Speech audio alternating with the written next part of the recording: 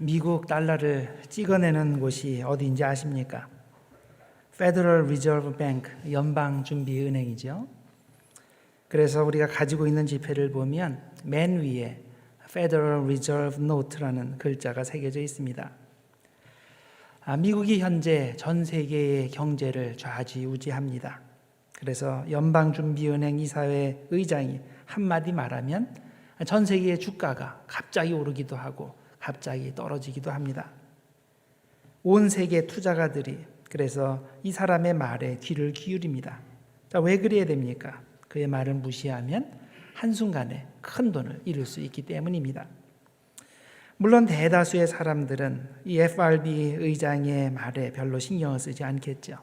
큰 돈을 투자하지 않았기 때문에 그 경제가 나빠져도 이렇게 당장 크게 영향이 없게 될 겁니다. 교회에 다니는 우리들은 어떻습니까? 하나님께서 말씀하실 때 그 말씀을 얼마나 잘 들어야 될까요? 정말 귀 기울여서 잘 들어야 됩니까? 당연히 그래야 되죠. 왜냐하면 하나님 말씀을 무시하면 이 돈보다 더 중요한 것, 더 큰 것을 이룰 수 있기 때문입니다. 무엇을 잃습니까? 바로 우리의 구원을 이룰 수 있습니다. 하나님 말씀을 무시하면 구원을 이룰 수 있고 아니면 그 정도는 아니더라도 큰 것을 잃습니다. 그리고 우리가 큰 고난을 당할 수가 있습니다. 오늘 본문에 보면 하나님의 말씀을 귀 기울여서 잘 듣고 순종한 사람이 나옵니다. 바로 예레미야 선지자입니다. 예레미야는 하나님의 말씀을 잘 듣고 그대로 순종한 사람입니다.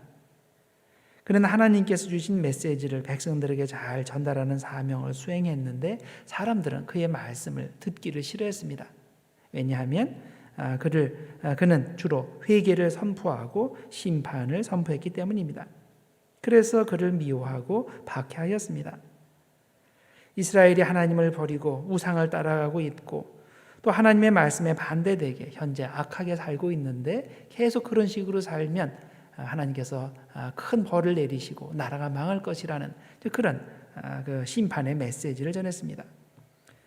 그런데 예레미야가 이런 심판의 메시지, 또 회개의 메시지를 전하는 것이 보통 일반 사람들에게만 전한 것이 아니었습니다.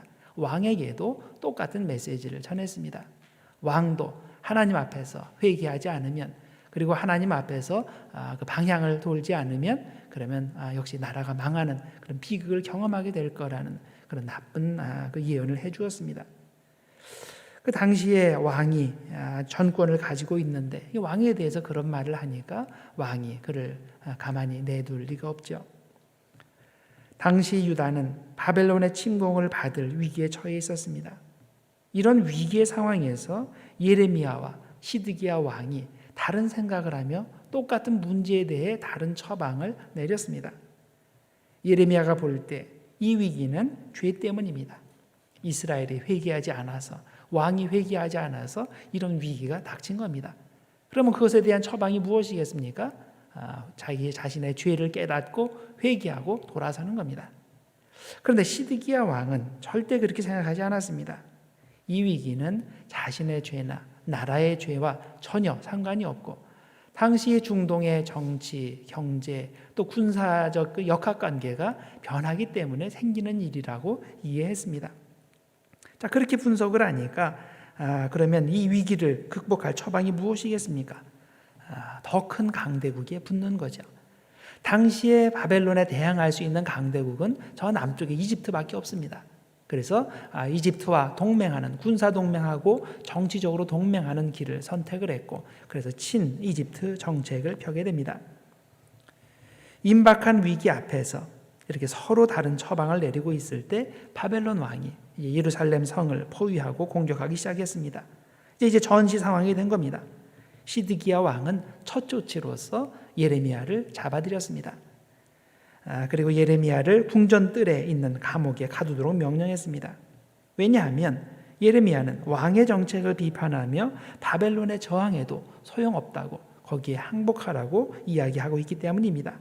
그래서 이스라엘 백성들의 사기를 꺾는 사람이기 때문에 이 전시 상황에서는 이런 사람부터 잡아넣어야 된다라고 생각을 해서 그 감옥에 먼저 가두어 두었습니다.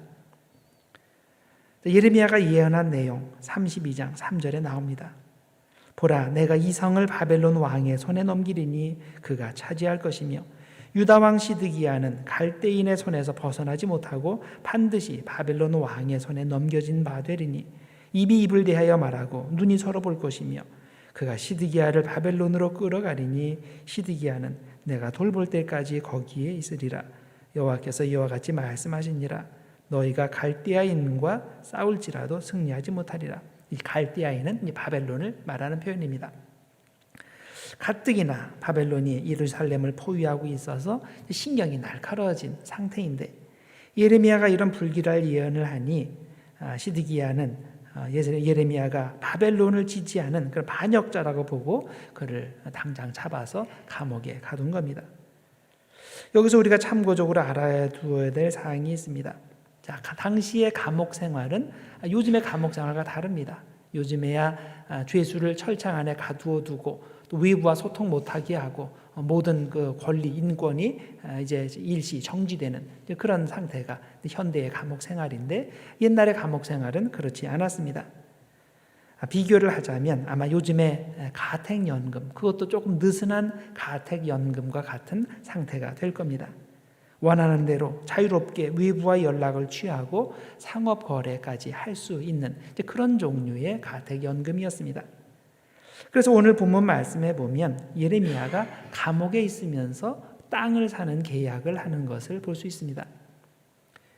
예레미야가 궁중뜰에 갇혀 있을 때 하나님의 메시지를 받았습니다. 그의 사촌 하나멜이 예루살렘 근처에 그 아나돗이라는 그런 동네가 있는데 이것이 이 아나돗이 역시 예레미야의 고향이기도 한데 그 고향 땅을 자기에게 팔러 올 거니까 그걸 사라는 그런 메시지를 하나님에게서 받습니다. 레위기서 25장 25절에 의하면 어떤 사람이 땅을 팔고 싶으면 우선 가장 먼저 가까운 친척에게 팔도록 그렇게 되어 있습니다. 자, 그래야 땅이 하나님께서 그 가나안에 들어갈 때 땅을 미리 배정해 주셨는데 그 땅이 이렇게 매매 과정을 통해서 다른 지파로 넘어가는 일이 생기는데 그런 일이 없도록 반드시 친척에게 팔도록 그렇게 규정이 되어 있는 겁니다.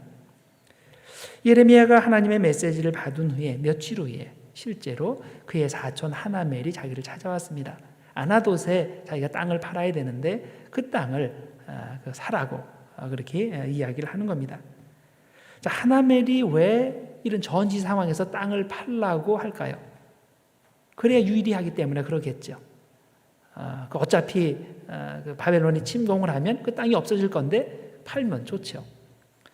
그래서 그렇게 했는데 이거 당연히 예레미야도 이걸 알겠죠. 자, 상식적으로 생각해 볼 때 이 요청을 들어주는 것은 대단히 미련한 일입니다. 왜냐하면 아나돗과 예루살렘과 모든 유다 도시들이 현재 바벨론 침공을 당한 상태에 있고 전체 나라가 곧 바벨론으로 넘어갈 텐데 땅을 사서 뭐 합니까? 아무 소용이 없죠. 나라가 곧 망하는데 땅에 대한 소유권 아무도 인정해 주지 않습니다. 나중에 이거 다 정리된 후에 바벨론이 땅의 소유권 인정해 줄까요? 전혀 그렇지 않지요. 그런데 예레미야는 어리석게도 아나돗에 있는 땅을 샀습니다. 은 17개를 달아서 이제 하나멜에게 거래대금을 치러줍니다. 이전에 예레미야는 정치적으로 도움이 안 되는 말을 해서 감옥에 갇히는 신세가 되었습니다. 왕의 말이면 모든 것이 통하던 시대에 왕의 죄를 지적하고 또 왕이 지금 지지하는 그런 정책에 반대돼서 이야기를 하니까 당연히 제일 먼저 감옥에 갇히게 됐습니다. 자, 그런데 이제는 또 무슨 일을 합니까? 경제적으로 전혀 도움이 되지 않는 일을 하고 있는 겁니다. 그 땅을 사봤자 그 바벨론에 다 뺏길 텐데 이런 미련한 짓을 왜 합니까? 자기 평생에 다시 이 땅에 대한 소유권을 주장할 가능성이 없는데 왜 이 땅을 삽니까? 정체나 경제를 너무나 몰라서 그랬을까요? 아니면 IQ가 너무 낮아서 다른 사람들 다 생각하고 보는 것을 이 사람은 보지 못해서 그럴까요? 당연히 그게 아니죠. 본문 말씀 8절과 9절에 그 이유가 나옵니다. 여호와의 말씀과 같이 나의 숙부의 아들 하나멜이 시위대 뜰 안 나에게 와서 이르되 청하노니 너는 베냐민 땅 아나돗에 있는 나의 밭을 사라. 기업의 상속권이 내게 있고 물을 권리가 내게 있으니 너를 위하여 사라 하는지라. 자, 그 다음에 왜 샀냐면 내가 이것이 여호와의 말씀인 줄 알았으므로 내 숙부의 아들 하나멜의 아나돗에 있는 밭을 사는데 은 17세겔을 달아주었다라고 되어 있습니다. 자, 예레미야가 미련하게 보이는 일을 한 이유는 간단합니다. 그것이 하나님의 명령이기 때문입니다. 당장에는 이 땅이 바벨론에게 넘어갈 거지만은 결국에는 하나님께서 이 땅을 다시 찾게 하시고 다시 회복시켜 주실 것이라는 그런 먼 미래를 바라보고 있기 때문에 이런 일을 하게 되는 겁니다. 비록 정치적으로 자살 행위나 다름없고 경제적으로 미친 짓일지라도 하나님께서 말씀하신 것이면, 하나님께서 약속하신 것이면 예레미야는 그 말씀을 믿고 무조건 순종을 한 겁니다. 당장에는 불리하지만 결국에는 하나님께서 가장 좋은 곳으로 채우신다는 그런 확신을 가지고 이런 미래를 바라보는 상징적인 행동을 하게 되는 겁니다. 예레미야는 땅 매매 증서 2개를 만듭니다. 하나는 봉인해서 영구 보관용으로, 이것이 앞으로 1, 2년 후에 일어날 일이 아니고 몇십 년 후에, 몇백 년 후에 일어날 수도 있는 그런 일이기 때문에 영구 보관용으로 하나 만들고, 또 하나는 봉인하지 않은 것을 만들어서 그 2개를 바룩에게 넘겨주어서, 바룩은 비서입니다. 넘겨주어서 그 항아리 속에 오래 보관하도록 그렇게 조치를 취하게 됩니다. 예레미야는 하나님이 말씀하신 것은 반드시 이루어진다고 믿고 있습니다. 특히 이번 경우는 하나님의 약속이 가까운 장래에 이루어지는 것이 아니라 먼 미래에 이루어질 줄 알기 때문에 항아리 속에 오랫동안 보관하게 하는 그런 상징적인 조치를 취하게 됐습니다. 예레미야는 15절에서 하나님이 약속하신 말씀을 이렇게 전했습니다. 만군의 여호와 이스라엘의 하나님께서 이와 같이 말씀하시니라. 사람이 이 땅에서 집과 밭과 포도원을 다시 사게 되리라 하셨다 하니라. 지금 망하는 시점이에요. 망하는 시점에 이런 이야기를 한다는 거, 참 이해하기 힘든 거죠. 사람들이 이 말을 들었을 때 어떻게 생각했을까요? 이 예레미야가 미쳐도 단단히 미쳤다고 생각을 할 겁니다. 어느 정도 장밋빛이 딱 보이고 그럴 때 땅을 다시 사고 막 이렇게 해야 될 텐데, 지금 바벨론이 침공을 해가지고 모든 걸 다 빼앗기게 될 시점에서 이런 그 장밋빛, 그런 그 예언을 하는 거 사람들이 이해를 못하죠. 그러나 예레미야는 아주 특별한 사람입니다. 보통 사람들이 보는 수준을 넘어서 보고 보통 사람들이 생각할 수 있는 수준을 넘어서 생각하는 사람입니다. 그에게는 미래를 바라보는 통찰력이 있습니다. 결단력도 있습니다. 어떻게 해서 이런 것들이 생겼을까요? 하나님을 의지하기 때문입니다. 하나님을 의지하기 때문에 다른 사람들 다 절망하고 실망하고 미래를 못 보는 상황에서 이 사람만 지금 미래를 보고서 미래를 설교하고 있는 겁니다. 여러분, 위기의 상황이 벌어질 때 여러분은 어떻게 하십니까? 어디에서 문제 해결에 답을 찾으십니까? 정치적 수완에서 찾습니까? 경제적에서 찾습니까? 인간관계에서 찾습니까? 시드기야 왕은 정치적 수완과 경제력에서 답을 찾았습니다. 그래서 이집트에 의존하기로 결정했습니다. 자, 그리고 이런 인간적인 생각의 결과 무엇이었습니까?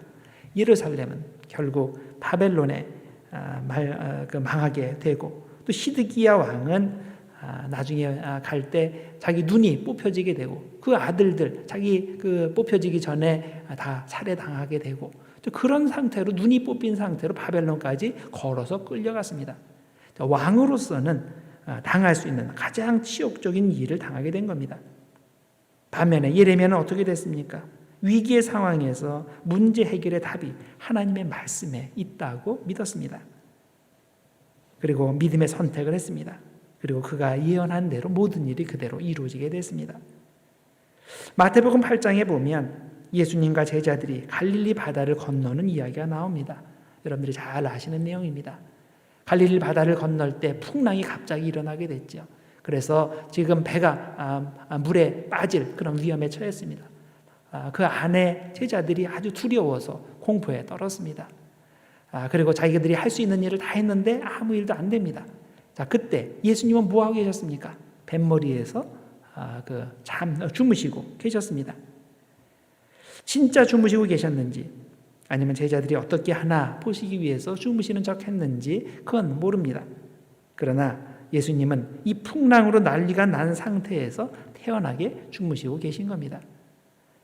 만약에 제자들이 그 예수님이 태연하게 주무시고 계신 그 의미를 깨달았다면 두려워할 필요가 없는 거죠. 상황이 그렇더라도. 왜냐하면 예수님께서는 그 상황보다 더 위대하신 분이기 때문이죠. 그러나 예수님이 눈에 안 보이고 예수님께서 어떻게 하시는지 그게 관심이 없는 사람은 풍랑만 바라보고 그것 때문에 두려워하는 겁니다. 그래서 제자들이 어찌할 수 없어서 급히 예수님을 깨웁니다. 자, 이때 예수님께서 하신 말씀이 뭡니까? 너희들 왜 그렇게 두려워하느냐? 왜 이렇게 믿음이 없느냐? 자, 이렇게 말씀하셨습니다.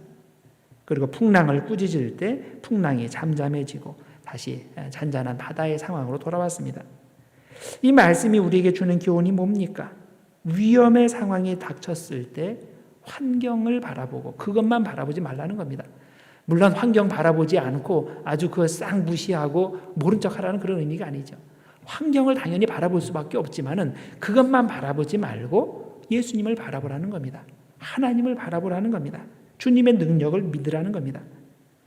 모든 문제의 해결이 되시는 예수님께서 바로 옆에 계신데도 그 예수님을 보지 못하면, 그 예수님을 믿지 못하면 두려워서 떨 수밖에 없는 겁니다. 우리가 예수 잘 믿는다고 위기가 우리만 피해가는 것이 아닙니다.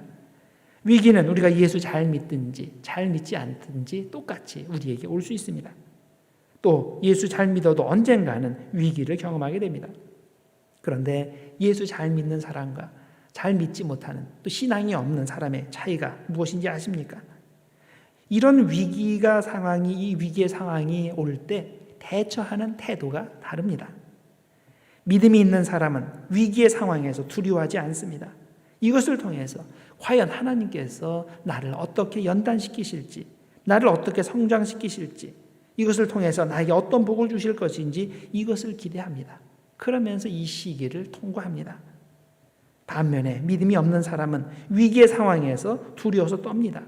이것을 통해서 하나님께서 나에게 주실 복을 기대하지 못하고 이것을 통해서 혹시 내가 이걸 잃어버리지 않을까, 저걸 잃어버리지 않을까, 잃어버릴 것만 생각을 합니다. 당연히 두려워하죠. 여러분은 현재 상태에서 무엇을 생각하십니까? 하나님께서 이 과정을 통해서 과연 나에게 무엇을 주실까? 우리 교회를 어떻게 더 성장시키실까? 어떻게 더 정결한 믿음을 갖게 하실까? 이것으로 생각이 돌아갑니까?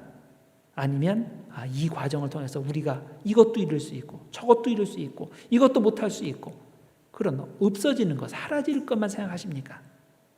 여러분, 사라질 것만 생각하고 없어질 것만 생각하면 그쪽으로 가는 거예요. 왜? 창조적인 생각을 못하니까. 그렇지만은 없어질 것도 있고 사라질 것도 있고 우리가 못할 것도 있지만은 이것을 통해서 하나님께서 우리에게 부어주시는 새로운 비전을 바라보고서 우리가 새롭게 나아가는 그런 비전을 가지고 있으면, 그런 시각을 가지고 있으면 새로운 것이 눈에 보입니다. 그러면 그것을 창조적으로 개발하고 사용함으로써 과거보다 미래가 더 밝게 될 수 있는 겁니다. 펜실베니아에 사는 어머니가 아들을 낳았습니다. 이 아이는 태어나자마자 신장에 이상이 생겼습니다. 곧장 필라델피아에 있는 아동 전문병원으로 이송되었고 그곳에서 그 태어난 지 며칠 안 될 때부터 신장 투석을 시작합니다. 병원에 있는 동안에 당연히 어머니는 아들을 위해서 기도하고 또 기도하고 간절히 기도했습니다. 하나님, 이 어린 생명을 살려주십시오. 간절히 기도했는데 기도하는 동안에 하나님의 영이 임하는 것을 느꼈고 그리고 마음 가운데 이런 말씀이 떠올랐습니다. 바로 요한복음 11장 4절이었습니다. 이 병은 죽을 병이 아니라 하나님의 영광을 위함이라. 이런 말씀이 마음에 떠오르게 됩니다. 나중에 남편이 의사를 만나고 와서 이 어머니에게 아이의 상태를 설명합니다. 아무래도 아이가 계속 살 수 있을지 아니면 살지 못할지 지금으로서는 아무 판단을 못한다. 이렇게 이야기를 해주었을 때 어머니는 그렇지 않다고 확실하게 살 것이라고 말했습니다. 아이는 이런 식으로 투석을 하면서 병원에서 3달을 지냅니다. 3달 후에 퇴원하게 되는데 3달 후에는 아직도 완전히 병이 낫지는 않았지만 그래도 신장이 어느 정도 작동을 할 수 있게 되어서 퇴원하게 되었습니다. 집으로 돌아온 후에 유년기 동안 계속 약을 먹어야 됐습니다. 당연히 다른 아이들과 뛰어놀 때 그들과 같이 가서 뛰어놀 수가 없습니다. 그리고 조금 뛰어도 아주 쉽게 몸이 지쳤습니다. 그러다가 점점 상황이 나빠져서 13살이 되었을 때 의사는 그가 신장 이식을 받아야 된다고 그렇게 이야기를 했습니다. 어머니는 이 소식을 듣고 대단히 실망이 됐습니다. 이제 더 이상 이게 신장이 작동을 못하는구나. 그러나 곧 하나님께서 자신의 기도에 응답하고 계시다는 것을 깨닫게 되었습니다. 왜냐하면 이때쯤 되어서, 그 나이 때쯤 되어서 아들이 이제 자기의 신장을 받을 수 있는 상태가 되기 때문이었습니다. 이제 어머니의 신장이 아들에게로 옮기는 그런 수술이 이루어졌고, 이것이 성공적으로 잘 이루어졌고, 그리고 이때부터 이 아들이 정상적인 삶을 살 수 있었다고 합니다. 우리가 인생을 살다 보면 이런 종류의 시련, 특히 극한 시련을 당할 때가 있습니다. 그럴 때 여러분은 어떻게 반응하십니까? 두려워하고 당황해하고, 그래서 문제를 해결하기 위해서 여기저기 분주하게 사람들만 찾아다닙니까? 아니면 하나님의 약속의 말씀을 의지하며 하나님을 바라보며 믿음의 선택을 합니까? 물론 제가 이런 말씀을 드린다고 해서 하나님께 기도만 하고 의료 처방을 받지 말라, 그런 말은 아닙니다. 우리는 당연히 하나님께서 일반적인 방법으로 주신 그런 의료 처방도 받고 사람들의 조언도 듣고 당연히 그렇게 해야 됩니다. 그러나 그렇게 할 때 그것이 하나님이 제외된, 하나님을 바라보지 못한 상태에서 하는 인간적인 방법이 되어서는 안 된다는 겁니다. 하나님께서 그 안에서 주도하시는 믿음에 기초한 선택이 되어야 한다는 겁니다. 현재 많은 분들이 어려움 가운데 계십니다. 재정적으로 어렵고 심정적으로 어려운 분들도 계십니다. 어떤 분들은 이 시기에 사랑하는 가족을 잃고 또 슬픔에 잠긴 분들도 계십니다. 제가 이 시간 분명히 말씀드리고 싶은 것은 현재 여러분의 상황이 어떻든 간에 하나님이 답이라는 겁니다. 하나님은 우리를 지켜보고 계시고 우리를 향한 그분의 사랑은 어떤 상황에서도 변하지 않습니다. 로마서 8장 38절과 39절에서 바울도 그것을 고백하고 있습니다. 내가 확신하노니 사망이나 생명이나 천사들이나 권세자들이나 현재 이런 일이나 장래 일이나 능력이나 높음이나 깊음이나 다른 어떤 피조물이라도 우리를 우리 주 그리스도 예수 안에 있는 하나님의 사랑에서 끊을 수 없으리라. 여러분 이것을 믿습니까? 하나님의 사랑을 믿습니까? 어떤 상황에서도 하나님의 사랑은 나를 떠나지 않는다. 하나님의 사랑이 이런 어떤 상황 때문에 나에게서 끊어질 수 없다. 이것을 정말 믿으십니까? 여러분, 우리는 상황을 컨트롤할 수 없습니다. 그러나 적어도 나 자신을 컨트롤해서 주님께로 방향을 돌릴 수는 있습니다. 주님의 말씀에 의지하여 믿음의 행동을 선택할 수 있습니다. 우리가 그렇게 할 때 그때 하나님은 우리의 상황을 컨트롤해 주십니다. 우리가 상황을 컨트롤하는 방법은 우리가 직접 개입해서 그 상황을 내 능력으로 컨트롤하는 것이 아니라 하나님께서 컨트롤하시도록 다 맡겨드리는 겁니다. 우리는 상황을 걱정하지 말고 주님의 약속의 말씀에 의지하며 믿음의 선택을 하기만 하면 됩니다. 그러면 모든 것을 합력하여 선으로 만들어주시는 그 하나님께서 이런 우리의 고난의 상황을 통해서도 선을 이루어 주십니다. 모두 그런 믿음의 시각을 가지시고 고난의 상황을 믿음으로 담대히 이기시는 여러분과 제가 되기를 주님의 이름으로 축복합니다. 기도하겠습니다. 하나님 아버지 감사합니다. 오늘 주님께서 우리에게 말씀을 허락하시고 또 우리에게 희망의 말씀을 허락하심을 감사합니다. 예레미야가 당장의 상황만 생각하지 않고 하나님의 약속의 말씀에 의지하여 먼 미래를 바라보고 예언하였습니다. 하나님, 현재 잠깐의 고통, 마음의 위안을 주고자 거짓 예언을 하지 않았습니다. 올바른 예언을 하였고 비록 그것 때문에 자신이 고난을 당하더라도 하나님께서 주신 그 미래에 대한 말씀을 전했습니다. 하나님 아버지, 우리에게 하나님께서 해답인 줄 믿습니다. 하나님, 현재 우리의 고난 가운데서도 하나님께서는 일하시고 계시고 우리와 함께 계시고 그 사랑, 하나님의 사랑에서 아무도 끊을 자가 없다고 하였습니다. 그 하나님을 믿게 하시고 하나님을 바라보며 이 어려운 시기를 잘 믿음으로 이기는 우리 모두가 될 수 있도록 하나님 축복해 주시옵소서. 예수님의 이름으로 기도드립나이다. 아멘.